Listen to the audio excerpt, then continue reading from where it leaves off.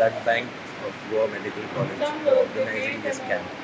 Blood Bank on World Blood Bank Day. We've had about 65 registrations and we've had about 52 donors in total. This is regards to our blood bank.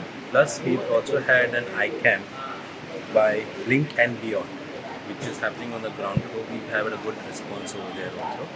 So I would like to thank both the organizations for organizing this event in our club. Hello, I'm Kedar Fernandez, a junior technician in Goa Medical College.